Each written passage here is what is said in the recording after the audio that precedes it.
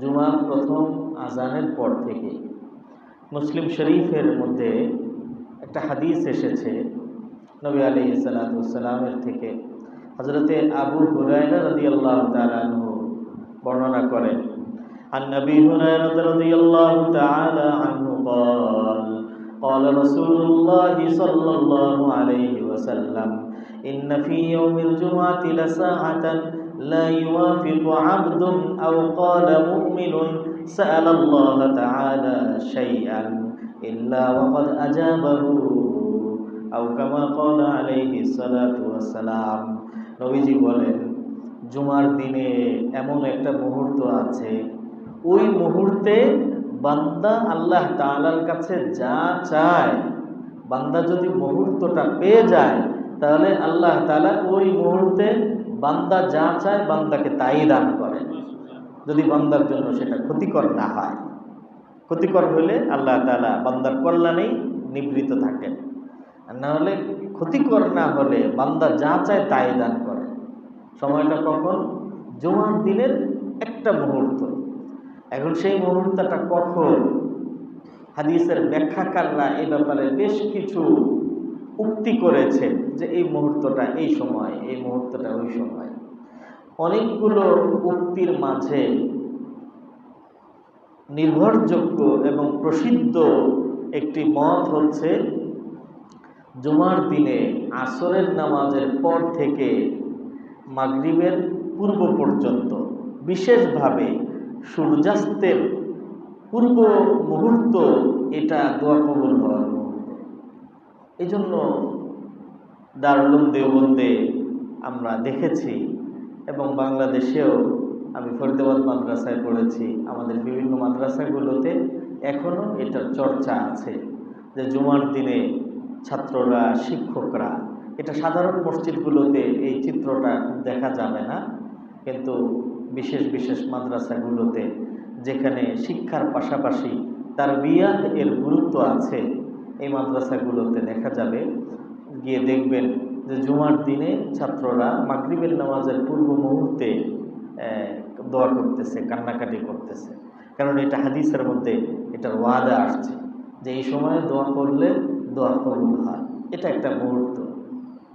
আর একটা মুহূর্ত হচ্ছে দুই খুতবার মধ্যবর্তী খতিব সাহেব প্রথম খুতবা দিয়ে যখন বসেন, দ্বিতীয় খুতবা এর আগে কত সময়, 30 সেকেন্ড 40 সেকেন্ড, এটা মনে মনে একটা দোয়া করার মতো একটা মুহূর্ত, মনে মনে দোয়া করবে। সপ্তাহের সবচেয়ে গুরুত্বপূর্ণ চাওয়াটা এই সময়ে চাওয়ার একটা সময়, যে আল্লাহ আপনি আমার এই প্রয়োজনটা পূরণ করে দেন। 3 নম্বর যে কথাটা শোনানোর জন্য আমি আপনাদেরকে ভূমিকাটা, হাদিসটা আলোচনায় আনলাম, কেউ কেউ বলেছেন যে এই মুহূর্তটা আরেকটু বিস্তৃত, এবং সেটা কি, যে জুমার প্রথম আজান থেকে নিয়ে জুমার নামাজের সালাম ফিরানো পর্যন্ত একটু বিস্তৃত সময়। এই সময়ের মধ্যে বান্দা আল্লাহ তাআলার কাছে যে দোয়া করে, যে চাওয়া চায়, আল্লাহ তাআলা বান্দার জন্য ক্ষতিকর না হলে ওইটাই বান্দাকে আল্লাহ তাআলা দান করে। তাহলে কি বোঝা গেল? বোঝা গেল যে জুমার আজানের পর থেকে অত্যন্ত দামি সময় আরম্ভ হয়ে যায়। এই জন্য পুরো সময়টা যেন আমাদের মসজিদের এই পবিত্র পরিবেশে কাটে, এজন্য প্রস্তুতিটা একটু আগে হতে হবে, এবং প্রস্তুতি নিয়ে আমরা মসজিদে চলে আসার চেষ্টা করব তো ভাই, ইনশাআল্লাহ। আল্লাহ আপনি আমাদেরকে তৌফিক দান করেন, বলেন আমিন। মুহতারাম উপস্থিতি, গত সপ্তাহে আমাদের আলোচনা ছিল 1 মে এবং শ্রমিক দিবস উপলক্ষে লেবার রাইটস ইন ইসলাম, ইসলামে শ্রমিক অধিকার। তো শ্রমিক অধিকার এর পাশাপাশি আরেকটা জিনিস, সেটা হলো অনার রাইটস ইন ইসলাম, মালিকদের অধিকার। ইসলাম তো ব্যালেন্স এবং ভারসাম্যতা রক্ষা করা হয়েছে ইসলামের মধ্যে প্রত্যেকটা বিষয়ে।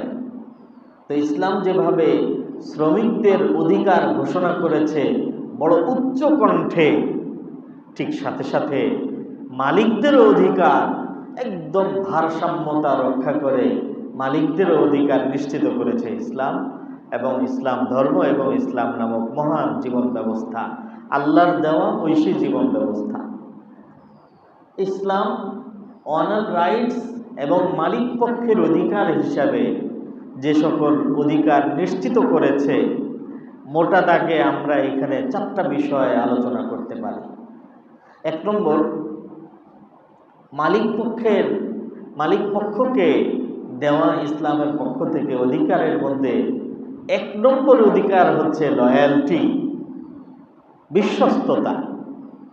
এটা মালিকের অধিকার যে সকল শ্রমিকরা, যে সকল নিয়োজিত কর্মীরা, ওয়ার্কাররা এবং কর্মচারীরা মালিকের অধীনে কাজ করবে, তারা সবাই যতদিন পর্যন্ত এই মালিকের অধীনে কাজ করবে ততদিন পর্যন্ত বিশ্বস্ততা এই মালিকের জন্য থাকতে হবে।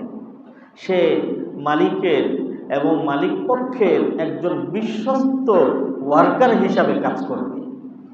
বিশ্বস্ততা এটা মালিকের একটা অধিকার এবং একজন উপযুক্ত কর্মী হওয়ার জন্য এটা ইসলামের পক্ষ থেকে কর্মীদেরকে দেওয়া একটা দায়িত্ব যে সে বিশ্বস্ততার সাথে কাজ করবে এবং সে মালিকের বিশ্বস্ত হবে। বিশ্বস্ততায় যদি তার ঘাটতি আসে, তাহলে ওই কর্মকর্তা কর্মচারী যার বিশ্বস্ততায় ঘাটতি এসেছে, সে আর ওই প্রতিষ্ঠানে চাকরি করার, কাজ করার আর যোগ্যতা তার থাকবে না, সে যোগ্যতা হারায় ফেলবে। যতদিন কাজ করবে ততদিন 1 নম্বরে তার মধ্যে বিশ্বস্ততা থাকতে হবে। মালিকের ব্যাপারে বিশ্বস্ততা, প্রতিষ্ঠানের ব্যাপারে বিশ্বস্ততা, কোম্পানির ব্যাপারে বিশ্বস্ততা, এটা তার দায়িত্ব এবং এটা মালিকের অধিকার এবং এটা নিয়োগের শর্তও বটে। কোরআনে কারীমের থেকে আমি একটা দৃষ্টান্ত আপনাদেরকে শোনাতে চাই এই ব্যাপারে, যে শ্রমের ক্ষেত্রে শ্রম নিয়োগের ক্ষেত্রে বিশ্বস্ততা কত গুরুত্বপূর্ণ। আল্লাহু আকবার। মুহতারাম উপস্থিতি, হযরত মূসা আলাইহিস সালাতু ওয়াস সালামের ঘটনা আপনারা শুনেছেন। কোরআনে কারীমের তিলাওয়াতের মধ্যে বারবার অসংখ্যবার যে নবীর নাম এসেছে কোরআনে কারীমের মধ্যে, তিনি হলেন সাইয়্যিদুনা হযরত মূসা আলাইহিস সালাতু ওয়াস সালাম, তাই না? কোরআনের মধ্যে সবচেয়ে বেশি ওনার নাম এসেছে, অনেক ঘটনা ওনার। সূরা কাসাসের 2য় রুকুর মধ্যে, 2য় এবং 3য় রুকুর মধ্যে আল্লাহ তাআলা মূসা আলাইহিস সালাতু ওয়াস সালামের একটা লম্বা ঘটনা তুলে ধরেছেন। ঘটনার সারসংক্ষেপ হলো এই: ودخل المدينة على حين غفلة من أهلها فوجد فيها رجلين يقتتلان। মূসা আলাইহিস সালাতু ওয়াস সালামের জীবনের প্রথম দিকে, শৈশব থেকে আপনারা জানেন যে তিনি লালিত পালিত হয়েছেন কার ঘরে? বলেন, কার ঘরে? ফেরাউনের ঘরে লালিত পালিত হয়েছে। সেখানেই তার শৈশব কেটেছে, কৈশোর কেটেছে এবং যৌবনও কেটেছে, কারণ নবী তো হয়েছে 40 বছর বয়সে। এই দীর্ঘ সময় ওনার এখানে অতিবাহিত হয়েছে। আল্লাহ তাআলা ওনাকে 40 বছর পার হওয়ার পরে নবুয়ত দান করেছেন। যখন তিনি নবী হিসাবে দাওয়াতের কাজ গোপনে গোপনে বা প্রাথমিক পর্যায়ে আরম্ভ করেছেন, তখন ফেরাউনের ঘনিষ্ঠ সভাসদদের মধ্যে রাজুলুম মুমিন, এক ব্যক্তি ওনার প্রতি ঈমান আনয়ন করেছে, ফেরাউনের একদম ঘনিষ্ঠ সভাসদদের মধ্যে। এবং তার ঈমানি পরীক্ষা এমন মারাত্মক পরীক্ষা হয়েছে যে আল্লাহ তাআলা তার নামে সূরা জুমারের পরবর্তী সূরার নাম সূরা মুমিন। এই মুমিন মানে ওই মুমিন, এটা এই উম্মতে মুহাম্মাদিয়ার কোনো মুমিন না, এটা মূসা আলাইহিস সালাতু ওয়াস সালামের প্রতি ঈমান আনয়নকারী ওই বিশেষ মুমিন, তার নামেই একটা সূরা নাজিল হয়েছে কোরআনে কারীমের মধ্যে।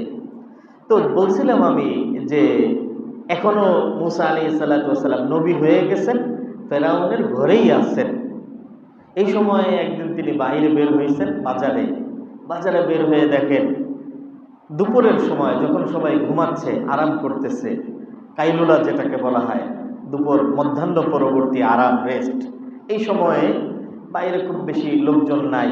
বাজারে এসে দেখেন যে 2 ব্যক্তি ধস্তাধস্তি করতেছে, মারামারি করতেছে। ওয়াদাখালাল মাদিনাতা আলা হিনি গাফলাতিন মিন আহলিহা ফাওয়াজাদা ফিহা রাজুলাইনি ইয়াকতাতিলান। দস্তাদস্তি মারামারি করতেছে। হাদা মিন শিআতিহি ওয়া হাদা মিন আদুবিহি। দুইজনের একজন মুসা আলাইহিস সালাতু ওয়াস সালামের বংশের, মানে বনি ইসরাইলের, আর আরেকজন ফেরাউনের বংশের। ফেরাউনের বংশের যে ছিল, সে ছিল ফেরাউনের রাষ্ট্রীয় এবং রাজকীয় বাবুর্চি। বিষয় কি? বিষয় হলো এই যে ফেরাউন এবং ফেরাউনের বংশ তিব্তি, এরা মুসা আলাইহিস সালাতু ওয়াস সালামের বংশের লোকজনের উপরে যে সকল নির্যাতন করত, এই নির্যাতনের মধ্যে একটা নির্যাতন ছিল বেগার খাটানো, অর্থাৎ কাজ করাইয়া পারিশ্রমিক দিত না, আর ভারী ভারী কাজ করাইতো। তো ফেরাউনের বাবুর্চি মুসা আলাইহিস সালাতু ওয়াস সালামের বংশের বনি ইসরাইলের একজন বৃদ্ধকে লাকড়ির বিশাল বোঝা তাকে দিয়ে বলতে যাই, এটা মাথায় নেই, এটা নিয়ে চল, কিচেনে নিয়ে চল। এখন ওই বৃদ্ধ মুরব্বী বলতেছে যে আমি তো এটা নিলে আমি মরেই যাব, এটা আমি নিতে পারবো না, এটা হয়তো আমাকে কমায় দাও, আর না হলে অন্য কোনো যুবক কারো মাথার উপরে উঠায় দাও। ঠিক ওই সময়ে মুসা আলাইহিস সালাতু ওয়াস সালাম বলছেন, মুসা আলাইহিস সালাতু ওয়াস সালাম গিয়ে বলছেন, দেখেন নবীদের অবস্থা হচ্ছে এই যে মান রাআ মিনকুম মুনকারান ফালিয়ুগাইয়িরহু বিয়াদিহি। কোনো অন্যায় অনাচার দেখলে কোনো নবী এটাকে সহ্য করতে পারেন না। তো মুসা আলাইহিস সালাতু ওয়াস সালাম গিয়ে বললেন যে কি ব্যাপার, কি হয়েছে? তো ঘটনা, ওই মুসা আলাইহিস সালাতু ওয়াস সালামের বংশের, মানে বনি ইসরাইলের ওই বৃদ্ধ, সে বলল যে দেখেন আমার উপরে এত বড় বোঝা চাপায় দিচ্ছে। মুসা আলাইহিস সালাতু ওয়াস সালাম বললেন যে কথা তো সে ঠিক বলতেছে, হয়তো এটা ছোট করে দাও, আর না হলে অন্য কারো মাথায় এটা বোঝা উঠিয়ে দাও, এটা তো কথা তো যৌক্তিক কথা। তো এই কথা বলার পরে ফেরাউনের বাবুর্চি বলছে আচ্ছা ঠিক আছে, অন্য কারো মাথায় উঠাই দিব, উরিদু আন আহমিলাহা আলাই, তোর মাথায় উঠাই দিই। বিষয়টা কি বুঝতেছেন আপনারা? এখন নবীদেরকে আল্লাহ তাআলা দুই ধরনের গুণাগুণ দিয়ে আল্লাহ তাআলা সৃষ্টি করেছেন। কারো গুণাগুণ হলো একদম কোমল, আর কারো মধ্যে মেজাজ একটু একটু একটু কড়া মেজাজ। তো মুসা আলাইহিস সালাতু ওয়াস সালাম তো কড়া মেজাজের মানুষ, জালালি মেজাজের মানুষ। ওনাকে বলতেছে যে তোর মাথায় উঠে দে, বেয়াদবিমূলক শব্দ। মুসা আলাইহিস সালাতু ওয়াস সালাম রাগ সম্বরণ করতে না পেরে ফাওয়াকাযাহু মূসা ফাকাদা আলাই, একটা থাপ্পড় মারছে, বাস এক থাপ্পড়েই সে মারা গেছে। এখানে আপনাদেরকে একটা কথা আমি জানিয়ে রাখতে চাই, আল্লাহ তাআলা যখন যাকে নবী হিসাবে দুনিয়াতে পাঠিয়েছেন, ওই নবীর একটা অনিবার্য গুণ ছিল, ওই নবী পৃথিবীর ওই সময়ের সবচেয়ে সম্ভ্রান্ত বংশের, ওই নবী পৃথিবীর ওই সময়ের সবচেয়ে সুদর্শন পুরুষ, ওই নবী ওই সময়ের সবচেয়ে শক্তিশালী পুরুষ। এই তিনটা গুণ প্রত্যেক নবীকে আল্লাহ তাআলা দান করছেন, সবচেয়ে শক্তিশালী, সবচেয়ে সম্ভ্রান্ত বংশের এবং সবচেয়ে সুদর্শন। এটা সব নবীদের ক্ষেত্রেই প্রযোজ্য। তো মুসা আলাইহিস সালাতু ওয়াস সালাম তো নবী, তার মানে ওই জমানার সবচেয়ে শক্তিশালী মানুষ, এক থাপ্পড় মারছেন, একেবারে এক থাপ্পড়েই মারা গেছে। মারা যাওয়ার পরে মুসা আলাইহিস সালাতু ওয়াস সালাম মনে মনে অনুতপ্ত হয়েছেন। অনুতপ্ত হয়ে আল্লাহ তাআলার কাছে বলছেন যে হাদা মিন আমালি শাইতান, পরবর্তীকালে এটা কিন্তু আমি ইচ্ছা করে করি নাই, আমি তো তাকে শায়েস্তা করার জন্য, আমি তাকে শেখানোর জন্য আমি থাপ্পড় মেরেছি, কিন্তু সে তো মারা গেছে। আল্লাহ আপনি আমাকে মাফ করবেন। ক্বালা রাব্বি বিমা আনআমতা আলাইয়া ফালান আকুনা যাহিরাল লিল মুজরিমিন, আপনি আমাকে তৌফিক দিবেন আমি যেন কোনো অন্যায় অপরাধীদের সঙ্গী না হই। বাস ঘটনা আজকের মতো এখানে শেষ হয়ে গেছে, উনি চলে গেছেন। এটা কেউ দেখে নাই, দেখছে সংশ্লিষ্ট শুধুমাত্র ওই বৃদ্ধ যার জন্য এই ঘটনা ঘটছে। পরের দিন আবার মুসা আলাইহিস সালাতু ওয়াস সালাম ঠিক ওই সময় বাজারে আসছেন। আজকে দেখেন যে কালকের ওই বৃদ্ধ আবার আজকে আরেকজনের সাথে একই ধরনের ঝগড়া এবং মারামারি করতেছে।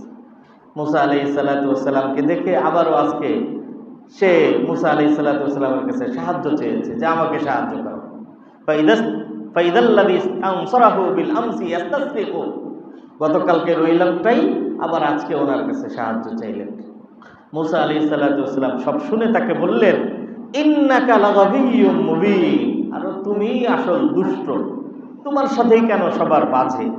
এই কথা বলে উনি স্বাভাবিকভাবে, আমরা স্বাভাবিক কথাবার্তার মধ্যে অনেক সময় এরকম করি, এটা তো উনি এরকম মানে কাপড় গোটাচ্ছিলেন।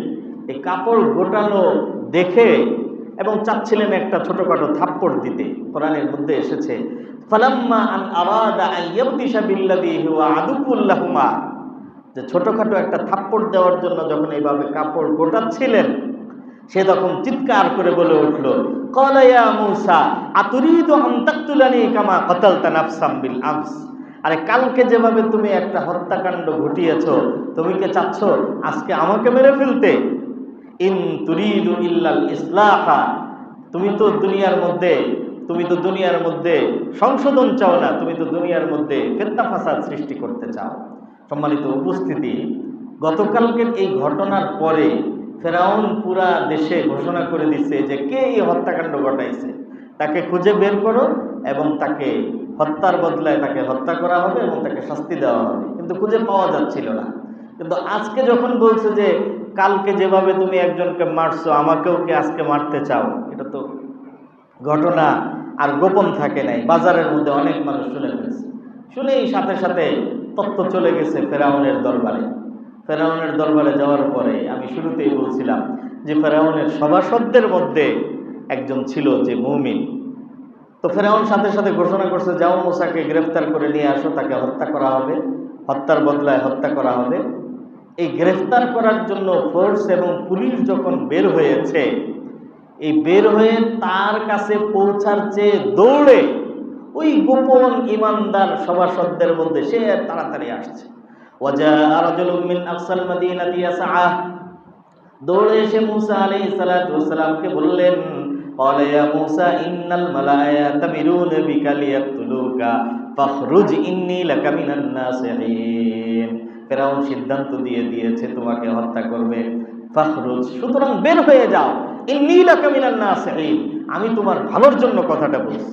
খুব দ্রুত বলছে এই কথাটা মূসা আলাইহিস সালাতু ওয়াস সালাম। আল্লাহ তাআলা কোরআনে কারীমের মধ্যে বলেন, ফাখরাজা মিনহা খাইফান ইয়াতারাক্কাব, ভীত সন্ত্রস্ত হয়ে তিনিও দিলেন দৌড় এবং এক দৌড়ে মিশর থেকে মাদায়ান চলে আসছেন। এক দৌড়ে আমরা কতটুকু দৌড়াইতে পারবো?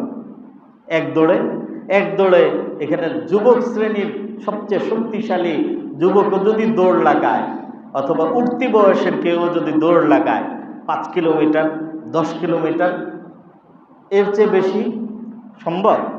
এর চেয়ে বেশি 20 কিলোমিটার, এর চেয়ে বেশি সম্ভব না। কিন্তু মূসা আলাইহিস সালাতু ওয়াস সালাম যে এক দৌড়ে আসছেন, কতটুকু আসছেন? তাফসীরের কিতাবের মধ্যে আসছে এক দৌড়ে, মাঝখানে কোনো বিরতি নেন নাই, মাঝখানে কোনো স্টপিস করেন নাই, এক দৌড়ে 400 কিলোমিটার দৌড়েছেন। আমি শুরুতেই বলছি যে আল্লাহ তাআলা যে যুগে যাকে নবুয়ত দান করেছেন তিনি সবচেয়ে সুদর্শন, সবচেয়ে সম্ভ্রান্ত, আবার সবচেয়ে শক্তিশালী। 400 কিলোমিটার দৌড়াইছেন। فخرج منها خائفا يترقب قال رب نجني من القوم الظالمين। 400 কিলোমিটার দৌড়ে যখন তিনি ক্ষান্ত হয়েছেন, মাদায়েন নামক স্থানে পৌঁছে আল্লাহ তাআলার কাছে দোয়া করছেন, রব্বি নাজ্জিনি মিনাল কওমিজ জালিমিন, পরওয়ারদিগার আপনি আমাকে জালেমদের থেকে হেফাজত করেন। মুহতারাম উপস্থিতি, মাদায়েনে যখন তিনি পৌঁছছেন, যেখানে তিনি গিয়ে স্টপিস করেছেন, পৌঁছেই দেখেন ওয়ালাম্মা ওয়ারাদা মা আমাদিয়ানা ওয়াজাদা আলাইহি উম্মাতাম মিনান নাস ইয়াসকুন, গিয়ে দেখেন যে ওখানে একটা কূপ, আর লোকজন সেখান থেকে পানি নিচ্ছে আর পানি নেওয়ার জন্য প্রতিযোগিতা করতেছে। ওয়াজাদা মিন দুনিহিম ইমরাতাইনি তাদুদান, লোকজনের ভিড়ে দেখেন যে দুইজন সম্ভ্রান্ত নারী উঠতি বয়সের, তারা নিজেদের মুখ লুকিয়ে অনেক দূরে অপেক্ষা করতেছে।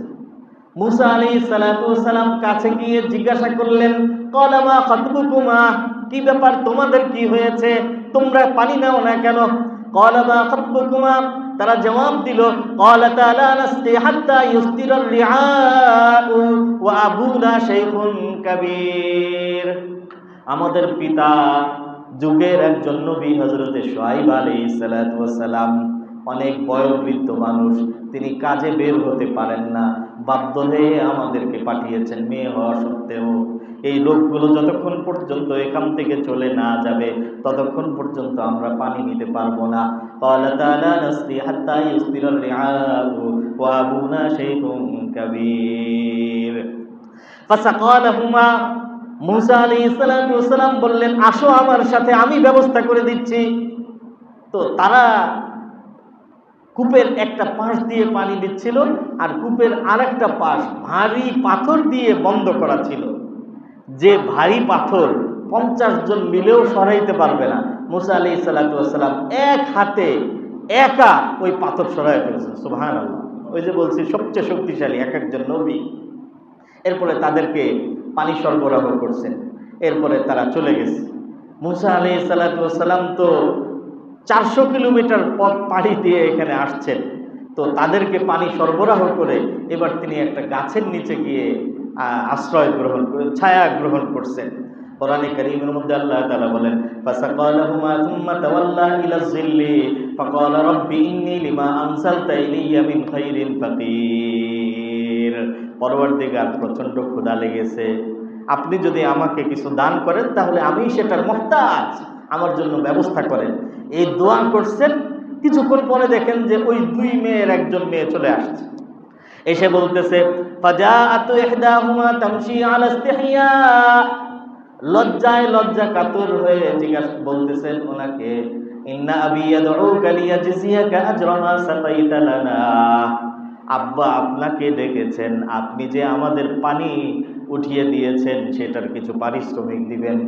মূসা আলাইহিস সালাতু ওয়াস সালাম চিন্তা করলেন যে আল্লাহর কাছে মাত্র দোয়া করছি যে আল্লাহ একটা ব্যবস্থা করেন, আর সাথে সাথেই এই মেয়ে এসে বলতেছে পারিশ্রমিকের কথা। যদিও আমি পারিশ্রমিকের আশাই করি নাই, কিন্তু বোঝা যায় যে আল্লাহ দোয়া কবুল করে এই ব্যবস্থা করছেন। এই জন্য উনি আর না করেন না, বলছে ঠিক আছে চলো। তো রওনা হয়েছেন। যখন শুআয়ব আলাইহিস সালাতু ওয়াস সালামের বাড়িতে যাচ্ছেন, তো মূসা আলাইহিস সালাতু ওয়াস সালাম রওনা হওয়ার পথে মেয়েকে বললেন, এই মেয়ে, তুমি আমার পিছনে হাঁটো, পিছনের থেকে তুমি কমান্ড করবে ডানে বামে সামনে কিভাবে যেতে হবে।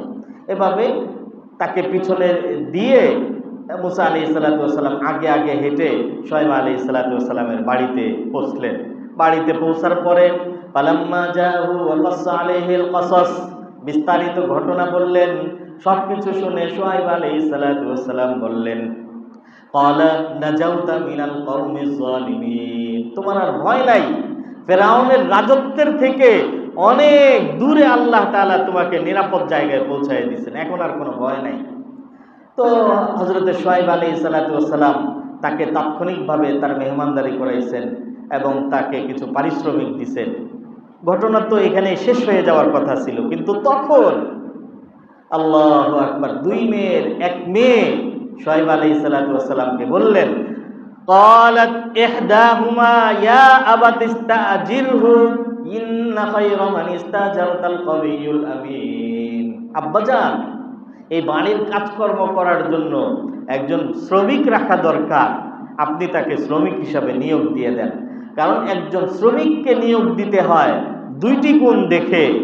এক নম্বর, শ্রমিকের মধ্যে কাজের সক্ষমতা থাকতে হয়, শক্তিশালী হতে হয়। দুই নম্বরে সে আমানতদার হতে হয়। এটা শ্রমিক নিয়োগ দেওয়ার মূলনীতি।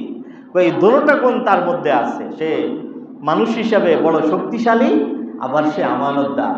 মানুষ হিসেবে শক্তিশালী তার প্রমাণ যে 40-50 জন মানুষ মিলে যে পাথর উত্তোলন করতে পারে না, উনি এক হাতে ওটাকে উত্তোলন করে ফেলছেন। আবার তিনি সাথে সাথে আমানতদারও বটে। তার কারণ, যখন পথ চলতেছিলাম আমার পায়েও যেন তার দৃষ্টি না পড়ে, এই জন্য তিনি আমাকে বলছেন যে তুমি আমাকে পিছনে, এবং তিনি আগে আগে চলেছেন। বোঝা যায় যে তিনি আমানতদার। ইন্না খায়রা মান ইস্তাজারতাল কাবিয়ুল আমিন। মূসা আলাইহিস সালাতু ওয়াস সালামের এই দুই গুণ শুআয়ব আলাইহিস সালাতু ওয়াস সালামের খুব মনোভূত হয় এবং তাকে শ্রমিক হিসাবে নিয়োগ দিয়ে দেন।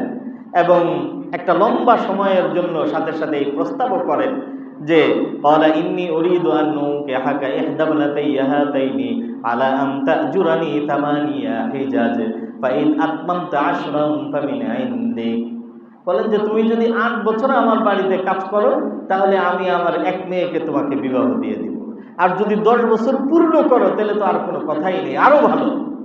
মুসা আলাইহিস সালাতু ওয়াস সালাম বললেন যে আমি 8 বছর করার পরে আরো 2 বছর করব কিনা এটা তখন আমি ভেবে চিন্তে দেখব, এটা আমার আর আপনার মধ্যে তখন এটা সিদ্ধান্ত হবে।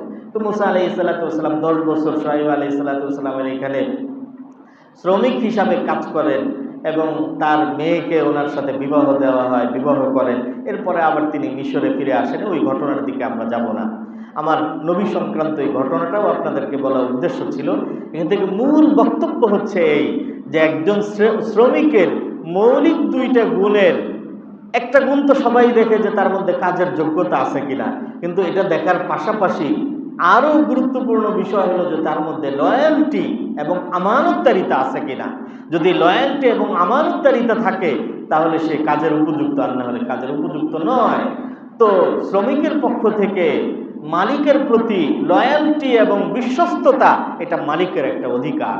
2 নম্বরের অধিকার হচ্ছে শ্রমিকের অধিকার যেমন ছিল যে সমস্ত সুযোগ সুবিধাগুলো সে বুঝে পাবে, তদ্রূপভাবে মালিকের অধিকার হচ্ছে যে শ্রমিক চুক্তি অনুযায়ী সমস্ত কাজ ঠিকভাবে করবে এবং মালিক এই কাজগুলো এগ্রিমেন্ট অনুযায়ী এই কাজগুলো তার থেকে বুঝে পাবে। চুক্তি অনুযায়ী শ্রমিক যদি কাজ ঠিকভাবে না করে তাহলে তার বেতন হালাল হবে না তার জন্য। সে যে চাকরি করে, যে বেতন নেয়, যে পারিশ্রমিক নেয়, এটা তার জন্য অবৈধ হবে। সুদ, ঘুষ এবং দুর্নীতি, এই টাকা যেভাবে অবৈধ, চাকরি করে ঠিকভাবে শ্রম না দিয়ে, চাকরি না করে, ডিউটি না করে পারিশ্রমিক আর বেতন নেওয়া, এটাও তদ্রূপভাবে অবৈধ। এটা মালিকের অধিকার নষ্ট হয় এবং এটা কত বড় শাস্তি। কোরআনে কারীমের মধ্যে আল্লাহ তাআলা বলেন, ওয়াইলুল লিল মুতাফফিফিন আল্লাযীনা ইযা ইক্তালু আলান নাসি ইস্তাওফুন, যারা মাপে কম দেয়। মাপে কম দেওয়া মানে শুধু সবজির মার্কেটে মাপে কম দেওয়া নয়, ভেজিটেবল মার্কেটে মাপে কম দেওয়া নয়। মাপে কম দেওয়া এটা ব্যাপক। যদি কেউ চাকরি করে সেখানে যদি ডিউটি ফাঁকি দেয়, অথবা অফিসে আসে ঠিকই কিন্তু মোবাইলে সময় নষ্ট করে, অফিসে আসে ঠিকই কিন্তু মনোযোগ তার বাইরে, এটাও চুক্তির পরিপন্থী হবে এবং তার জন্য বেতন নেওয়া হালাল হবে না। তো মালিকের দ্বিতীয় অধিকার হচ্ছে এগ্রিমেন্ট অনুযায়ী সমস্ত কাজ ঠিকভাবে সে শ্রমিকদের থেকে, ওয়ার্কারদের কাছ থেকে বুঝে পাবে। 3 নম্বর মালিকদের অধিকার, আমি কথা সংক্ষেপ করছি। 3 নম্বর অধিকার হচ্ছে কাজ, শ্রমিকরা যে কাজ করবে বেস্ট ম্যানার এবং সাধ্যের সর্বোচ্চ ব্যয় করে, সর্বোচ্চটুকু দিয়ে সে কোনো একটা কাজ সম্পন্ন করবে, বেস্ট ম্যানারে কাজ করবে, সাধ্যের সর্বোচ্চটুকু বিসর্জন দিয়ে কাজ করবে। এটা মালিকের অধিকার এবং শ্রমিকের দায়িত্ব। নবী আলাইহিস সালাতু ওয়াস সালাম হাদিসের মধ্যে বলেন, ইন্নাল্লাহা ইউহিব্বু, আল্লাহ তাআলা পছন্দ করেন, ইদা আমিলা আহাদুকুম, যখন তোমাদের কেউ কারো শ্রমিক হিসাবে কাজ করে, আমালান, কোনো কাজ করে, তো কাজটা কিভাবে করবে? আইয়ুতিনাহু, একদম খুব সুচারু সুন্দর রূপে সাধ্যের সর্বোচ্চটুকু ব্যয় করে কাজ করবে। বাইহাকী শরীফের হাদিস। এটা হলো মালিকের 3 নম্বর অধিকার, মালিকের 4 নম্বর অধিকার এবং শ্রমিকের 4 নম্বর দায়িত্ব। যতদিন সে কাজ করবে এবং যে কাজই সে করবে ওই কাজ আন্তরিকতার সাথে করবে এবং সর্বোচ্চ আন্তরিকতার সাথে করবে। হাদিসের মধ্যে নবী আলাইহিস সালাতু ওয়াস সালাম বলেন, ইন্নাল্লাহা কাতাবাল ইহসানা আলা কুল্লি শাইইন, প্রত্যেকটা ক্ষেত্রে আল্লাহ তাআলা সর্বোচ্চ পদ্ধতিতে, সুন্দর পদ্ধতিতে কাজ আঞ্জাম দেওয়াকে মানুষের উপরে অবধারিত করেছেন। যদি কোনো শ্রমিক মালিকের এই 4টা দায়িত্ব পরিপালন করে, 1 নম্বরে বিশ্বস্ততার সাথে, 2 নম্বরে চুক্তি অনুযায়ী সমস্ত কাজ ঠিকভাবে, 3 নম্বরে সাধ্যের সর্বোচ্চটুকু ব্যয় করে বেস্ট ম্যানারে কাজ করে এবং 4 নম্বরে সর্বোচ্চ আন্তরিকতার সাথে কাজ করে। আমি আবারও বলছি, 1 নম্বরে বিশ্বস্ততা, 2 নম্বরে সবগুলো কাজ ঠিকভাবে, 3 নম্বরে বেস্ট ম্যানারে এবং 4 নম্বরে আন্তরিকতার সাথে। এই 4টা দায়িত্ব পরিপালন করে মালিকের এই 4টা অধিকার কোনো শ্রমিক যদি নিশ্চিত করে, নবী আলাইহিস সালাতু ওয়াস সালাম তার জন্য একটা সুসংবাদ ঘোষণা করেছেন। নবীজি বলেন, সালাসাতুন, 3 শ্রেণীর মানুষ এমন, লাহুম আজরান, যে তারা যে কাজই করবে অন্যজন ওই কাজ করলে বা ওই আমল করলে যতটুকু সওয়াব পায়, 3 শ্রেণীর মানুষ এমন আছে, এরা যদি ওই কাজটা করে তাহলে সওয়াব পাবে ডাবল। আরেকজন যদি পায় 10টা নেকি, তাহলে এই 3 শ্রেণীর মানুষ যদি এই কাজটা করে তাহলে সে পাবে 20 নেকি, ডাবল পাবে সব কাজে। কয় শ্রেণীর মানুষ? 3 শ্রেণীর মানুষ। 1 নম্বর নবীজি বলেন, রাজুলুন আমানা বিনবিয়্যিন সুম্মা আমানা বিমুহাম্মাদ, পূর্ববর্তী কোন নবীর উপরে সে বিশ্বাসী ছিল, ইহুদি ছিল, খ্রিস্টান ছিল, এরপরে সে ইসলাম গ্রহণ করছে, তার জীবনের সমস্ত আমলে আল্লাহ তাআলা 2 গুণ সওয়াব দান করবেন। 2 নম্বর ওই ব্যক্তি যে নিজের কোনো বান্দি অথবা নিজের কাজের মেয়েকে কাজ থেকে দায়মুক্ত করে তাকে নিজের মতো করে সভ্যতা, শিক্ষা, ভদ্রতা ইত্যাদিগুলি শিক্ষা দিবে, দায়মুক্ত করবে, এরপরে আবার নিজে বিবাহ করবে, আল্লাহ তাআলা তাকে প্রত্যেকটা কাজের বিনিময়ে 2 গুণ সওয়াব দান করবেন। আর 3 নম্বর, ওয়াল আব্দুল মামলুক ইযা আদ্দা হাক্কাল্লাহি ওয়া হাক্কা মাওয়ালিহি, কোনো গোলাম এবং কোনো শ্রমিক যদি আল্লাহর হক মানে ফরজ বিধানগুলো ঠিকভাবে পালন করে, নামাজ, রোজা, হজ, যাকাত, আর সাথে সাথে তার মনিব এবং তার ওয়ানার এবং তার মালিকের কাজগুলো যদি সে ঠিকভাবে পালন করে, তাহলে আল্লাহ তাআলা সে জীবনে যত কাজ করবে, যত আমল করবে, সব আমলের 2 গুণ সওয়াব দান করবেন কে? আল্লাহ। এজন্য সম্মানিত প্রিয় আমার ভাইয়েরা, এই 4টা অধিকার মালিকদের, তার মানে এই 4টা দায়িত্ব শ্রমিকদের।